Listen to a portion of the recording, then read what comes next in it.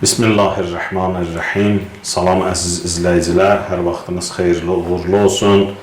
Allah ibadət itaətlərinizi qəbul eləsin. İnşallah sizin bizə göndərdiyiniz suallara cavab verəcək bu verilişimizdə. İlk sual belədir ki, mən Qur'anı oxuya bilmirəm, onun hər sətrinə salavat deyib imamlara ya da öz ölülərimə tapşırıram.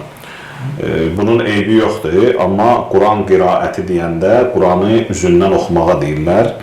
Siz sadəcə salavatın mənasını və bir də açıb o Qur'anın üzünə baxmaq, sətrinə baxmağın savabını əldə edirsiniz və onu imamlara və yaxud da öz ölənlərinizə tapşırmış olursunuz. Amma Quran qiraəti gərək Quranı oxuyasınız. Salam, Allah sizdən razı olsun, əziz qardaşım. Biri 40 ildə ailəlidir, dini kəbini yoxdur. Bu necə olmalıdır? Xahiş edirəm, bunu açıqlama verərdiniz. Allah sizdən razı olsun, təşəkkür edirəm. Aleykəssalam, Allah sizdən də razı olsun. Hər halda həmin qadınla kişi əqd oxutturmalıdır, şəri kəbin oxutturmalıdırlar və şəri kəbin oxutdurandan sonra onlar bir-birinə məhrəm olurlar və kəbinin ümumiyyətlə fəlsəfəsi qadınla kişini bir-birinə halal etmək və məhrəm etməkdir. Nə qədər kəbin oxunmayıbsa, onlar bir-birinə naməhrəm sayılırlar. Amma hər halda bunu bilməyiblərsə, eybi yoxdur və inşallah yenə də oxutturmalıdırlar və oxutdurandan sonra da istiğfar eləyəcəklər, Allahdan bağışlanmaq diləyəcəklər. Salam aleykum, aleykəssalam. İnsanın bir yaxşı iş görəndə maddi, mənəvi, ehsan və s. onun savabını İmam Zaman əleyhissalama hədiyyə etməsi, belə bir göstəriş var əqidəmizdə. Ümumiyyətlə, insanın hansısa bir yaxşı iş görüb onu məsumların ruhuna hədiyyə etməsi, bəli, bu dinimizdə məqbul bir əməl sayılır. Hətta tövsiyə olunub belə işlərə, məsələn, elə salavatın özü Allahdan Peyğəmbər və onun əhl-i beytinə salavat və salam göndərməkdir, xüsusi mərhəmət diləməkdir. Və bunun özü də Allahdan istəməkdir ki, ilahi Peyğəmbər və onun əhl-i beytinə özün və salavat və salam göndər. Bunun heç bir eybi yoxdur və bunu da əlavə edeyim ki, insanın onların ruhuna hansısa bir salavat deyək, hansısa bir əməl deyək, yerinə yetirib, deyib, onu onların ruhuna hədiyyə etməsinin savabı insanın özünə qayıdır. Növbəti bir sual.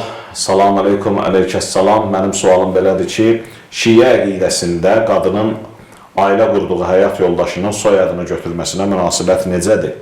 Allah sizdən hər iki aləmdə razı olsun, elminizə, ömrünüzə bərəkət versin inşallah. Allah sizdən də razı olsun. Bu bir şəri məsələ deyil, bu ixtiyari bir məsələdir. Yəni, qadının öz həyat yoldaşının soyadına keçməsi, bu onların öz aralarında razılaşma yoludur və razılaşma yolu inandır. Bunun şəriətlə bir bağlılığı yoxdur. Yəni, bu hüquqi bir məsələdir, dövlətə aid bir məsələdir ki, bunu insanlar özləri öz aralarında tənzimləməlidirlər. Salam aleykum, Allah sizdən razı olsun, aleykəssalam, Allah sizdən də razı olsun. Mən bu yaxınlarda yaxın qohumun toyunda oldum, rayon toyudu, həyətdə, çadırda idi. İçki məclisi olsa da mən orada iştirak etmədim, evdə oturdum, o gündən özümə dərd etmişəm, günaha batdın mı? Xeyr, yox. Siz günaha batmamışsınız, çünki içki məclisində iştirak eləmək olmaz. Yəni, oranın iştirakçısı olmaq olmaz. Amma belə orada məclis olub, siz tamam kənar bir yerdə olmuşsunuzsa və oranın iştirakçısı sayılmamışsınızsa, sizin verdiyiniz sualdan da mən bunu başa düşdüm ki, siz orada iştirak eləməmişsiniz. Bəli, sizə hansısa bir günah yoxdur. Əssalamu aleykum, hacı aleykəssalam, çox xahiş edərdim deyərdiniz, bütün peyğəmbərlərə salavat düzgün necə deyilməlidir? Peyğəmbərlərə salavat deyəndə, məsələn, sallallahu aləl-ənbiya'i vəl-mursalin, əssalamu aləl-ənbiya'i vəl-mursalin və yaxud da əssalamu aləl-mursalin, salam olsun peyğəmbərlərə, salam olsun nəbi və mürsəl peyğəmbərlərə. Bax, bu cür. Yəni, müxtəlif ibarələrlə demək mümkündür. Salam, hacı aleykəssalam, əgər balıq tutan zaman qarmağa balığı düşübsə, bu balığın naha balığı düşübsə və bu balığın şəriətimizə görə halal olmadığını bilərək onun başqa birisinə vermək olarmı? ümumiyyətlə haram balığı yemək olmaz və onu başqasına da vermək olmaz. Salam Hacı, əleyhissalam, bir qız uşağı var, 13 yaşı var, oruç tutmuyor, indi tutur. O uşaq indi günə tutsun qəzalarını, yoxsa bir günə 60 gün tutmalıdır. Qız uşağı 9 yaşında həddi buluğa çatır və 9 yaşından sonra namaz, oruz və s. dini hökmlər, ilahi hökmlər ona ünvanlanır, yəni vacibləri gərək yerinə yetirsin, haramlardan da gərək çəkinsin. 13 yaşı var, bəli, o oruz tutmalıdır və tutmursa, bilərəkdən tutmursa, normal haldadırsa, tuta bilərsə tutmursa, bəli, qəzadan əlavə kəffarə də verməlidir. Kəffarə ya 60 nəfər fəqirə taam verməlidir, onların qarnını doyurmalıdır və yaxud da 60 gün oruç tutmalıdır, o bir gün qəzadan əlavə. Bu cür eləməlidir. Amma bir də var ki, üzürlü səbəbdən oruç tutmayıb. Yəni, xəstədir, oruç tutmayıb, zəifdir, oruç tutmaqla halı dəyişir və təhlükə yaranır. Bəli, bu zaman oruç tutmayacaq və yaxud da səfərdədir, oruç tutmur. Yəni, üzürlü səbəblər var şəriətimizdə. Onlara görə oruç tuta bilmirsə və yaxud da qadındır, deyək, hamilə qadındır, oruç tuta bilmir hamiləliyinə görə, süd verdiyinə görə oruç tuta bilmir. Bunların hamısı üzürlü səbəbdən oruç tutmamaq sayılır.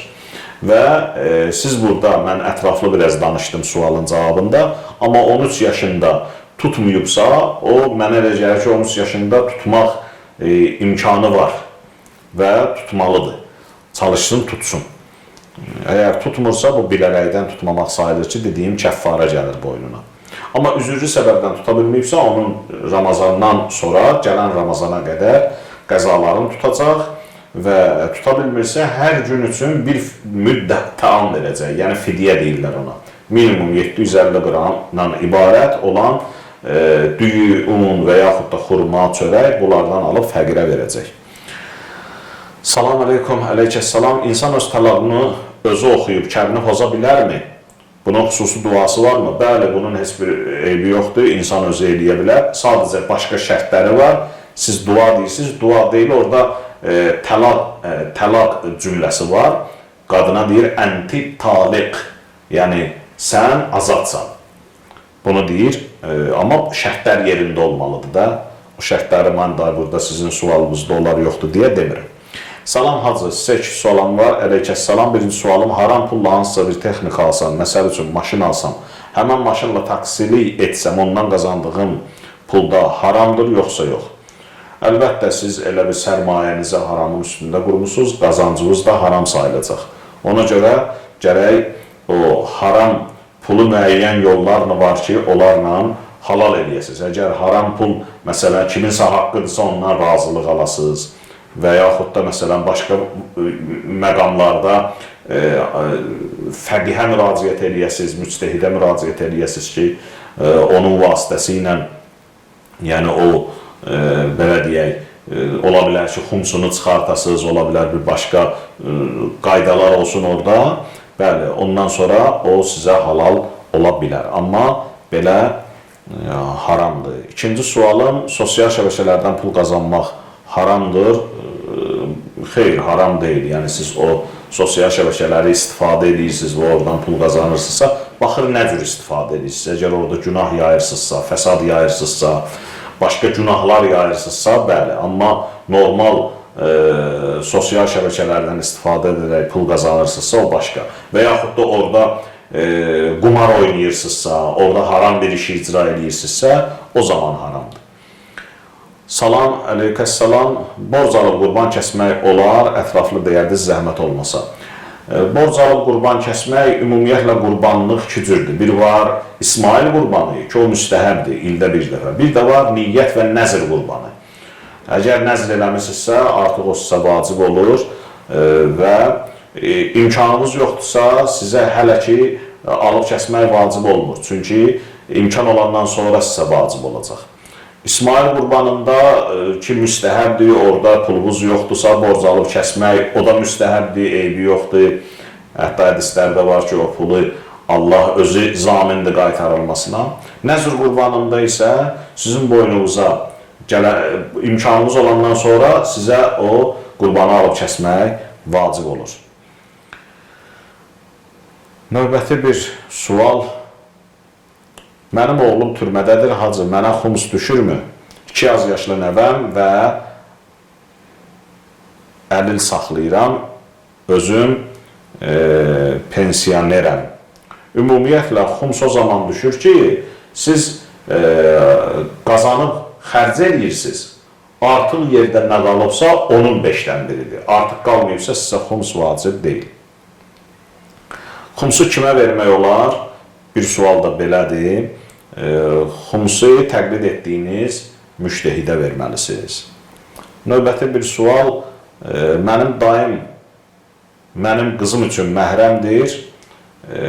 Qız elə bir atasının dayısı, bəli, məhrəmdir.